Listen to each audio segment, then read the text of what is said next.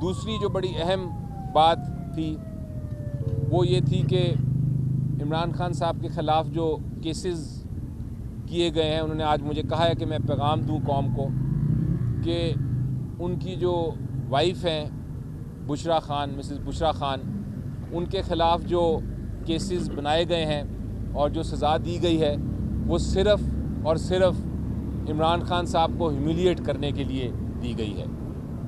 और अब हाल ये है कि उनको एक बनी गाला में बंद कर दिया गया है, जहां इत्ला ये आ रही है कि उनकी जान को भी ख़तरा है और उनको पिछले 2 महीने से मिलने की इजाज़त भी नहीं दी जा रही।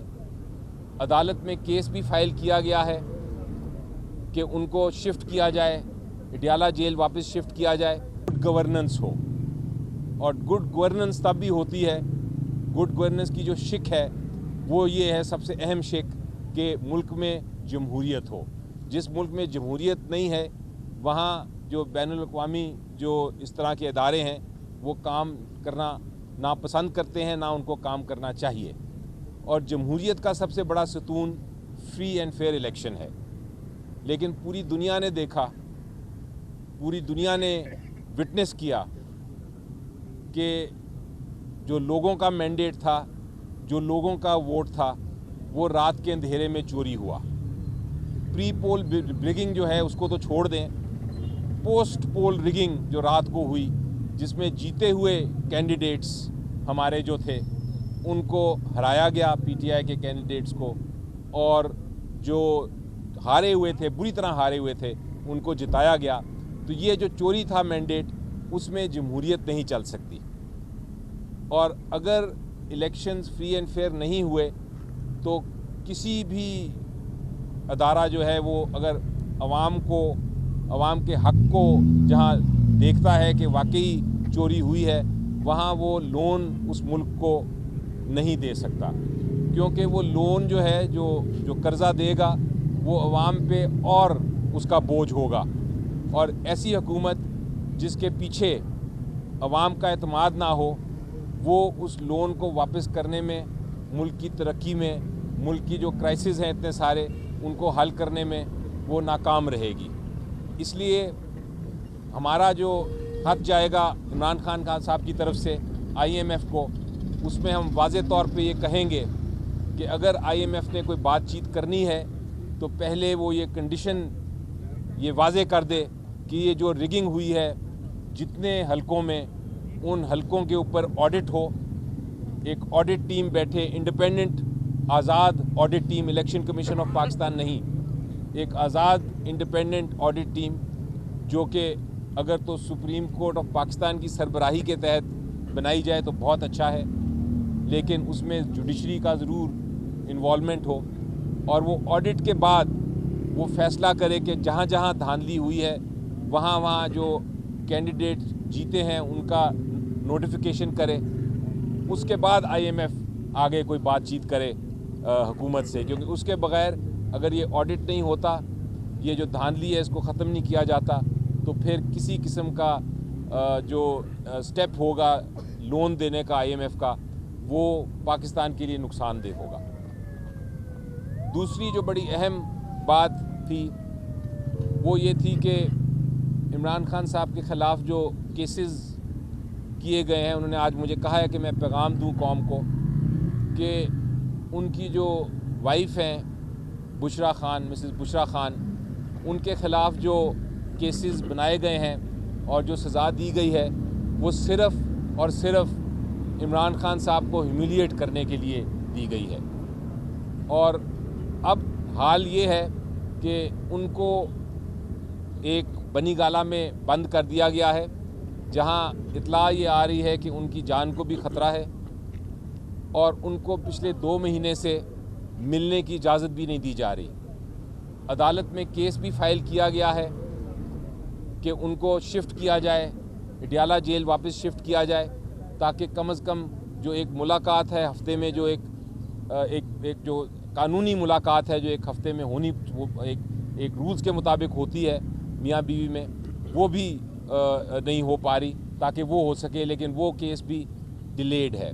तो हमें इंस्ट्रक्शंस दी गई हैं وکلا کی ٹیم کو کہ آپ فائل کریں کل کیس اور ان کو ملنے کی اجازت دی جائے، اور اس کے علاوہ جو ان کو جان کا خطرہ ہے اس کے اوپر بھی انویسٹیگیشن کی جائے۔ اس کے علاوہ اگر باقی باتیں میرے کولیگ بیرسٹر گوہر صاحب کرتے ہیں۔ نہیں، ہمیں تو ملنے آج نہیں دیا گیا، آنے کے لیے خان صاحب کے پاس آئے تھے، بٹ آج خان صاحب سے ملاقات کی اجازت نہیں ملی، جس طرح لیڈر صاحبان کو نہیں دی، تو یہ ہمیں کہا گیا کہ 6 بندوں کی اجازت تھی، جو 6 آلریڈی جا چکے ہیں تو وہ باقی لوگ نہیں جا سکتے۔ اینی وے ہماری کوشش تو یہی ہے کہ یہ دوریاں ختم ہو، ہم آگے کی طرف بڑھیں، لیکن ہر مرتبہ رکاوٹ کھڑی کی جائے گی تو معاملات آگے کیسے بڑھیں گے اور کس طریقے سے بہتر ہونا تو یہ چاہیے کہ عوام کے فیصلے کے آنے کے بعد سارے عدالتی فیصلے سبڈو ہو گئے۔ وہ ساری عدالتی فیصلے لوگوں نے دیکھے تھے کہ وہ جس تیزی کے ساتھ دیے گئے تھے، جس عجلت کے ساتھ حق ریفیوز کر کے دیے گئے تھے، اس لیے سوری دنیا نے دیکھا ہے کہ اس وقت خان صاحب کا اڈیالہ جیل میں ہونا یہ غیر آئینی اور غیر قانونی ہے۔ یہ فقط ہیومن رائٹس کی وائلیشن ہے کہ آپ نے خان صاحب کو پولیٹیکل بنیادوں پہ جیل میں رکھا ہوا ہے، لیکن آج کی ریفیوزل بھی اسی کی کڑی ہے۔ لیکن اینی وے اس کے باوجود انشاءاللہ تعالیٰ پاکستان تحریک انصاف پارلیمنٹ کا حصہ بنے گی، پارلیمنٹ میں انشاءاللہ اپنا رول پلے کرے گی، پارلیمنٹری پالیٹکس کو آگے بڑھاتے ہوئے جو لوگ ان کے پاس مینڈیٹ نہیں ہے، جن کے پاس کوئی حق نہیں ہے، عوام نے ان کو حق حکمرانی نہیں دیا کہ وہ ان کے حکمران بنے، وہ لوگ غاصب کے طور پر اپنی کرسیوں پہ بیٹھیں گے، اور یہ لوگ غاصب کے طور پہ لوگ جانیں گے کہ ان کرسیوں پہ غاصب بن کے بیٹھے ہیں۔ یہ پہلی مرتبہ ہے کہ وہ لوگ ان کرسیوں پہ بیٹھیں گے جن کے پاس عوام کا مینڈیٹ نہیں ہے۔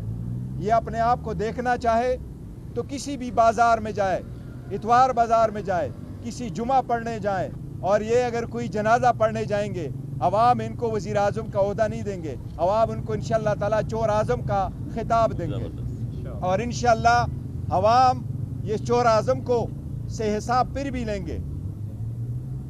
پی ٹی آئی پارلیمان کی بالادستی پہ یقین رکھتے ہوئے ہم انشاءاللہ تعالیٰ پارلیمانی سیاست میں رول پلے کریں گے انشاءاللہ تعالیٰ۔ اچھا ظفر صاحب یہ بتائیے گا، جس طرح آپ نے بتایا کہ بانی پی ٹی آئی جو ہے وہ اب آئی ایم ایف کو خط لکھنے جا رہے ہیں، آپ خود ماشاءاللہ بڑے عقل مند انسان ہیں، بڑا ایکسپیرینس ہے آپ کے پاس، کیا آپ نے عمران خان کو بتایا نہیں کہ اس خط کے بعد پاکستان ایک بہت بڑی مشکل میں پھنس جائے گا؟ جی نہیں، دیکھیں میرا خیال ہے میں تو ان سے ایگری کرتا ہوں اس بات پہ، اور میں اس لیے ایگری کرتا ہوں کہ جب بھی آپ نے پہلی سٹیپ لینی ہے آئی ایم ایف کے ساتھ یا کسی بھی انسٹیٹیوشن کے ساتھ، تو آپ کو یہ دیکھنا ہے کہ کیا اس ملک میں جمہوریت ہے کہ نہیں۔ یہ جو کنڈیشن ہے کہ ایک آڈٹ ہونا چاہیے، اور آڈٹ کے بعد فیصلہ کیا جائے کہ کس کو کون جیتا کون ہارا اور الیکشن کا کیا رزلٹ ہے۔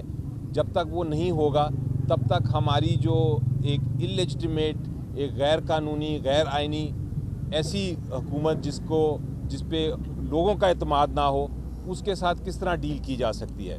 تو میرا خیال ہے یہ کنڈیشن جو ہے یہ بڑی ایک ضروری کنڈیشن ہے۔ دیکھیں ایک چیز یاد رکھنا، پاکستان تحریک انصاف کبھی کوئی ایسی سٹیپ نہ لی ہے نہ لے گی جس سے پاکستان کی اکانومی کو نقصان ہو۔ ہم تو چاہتے ہیں کہ بہتری کی طرف ہو۔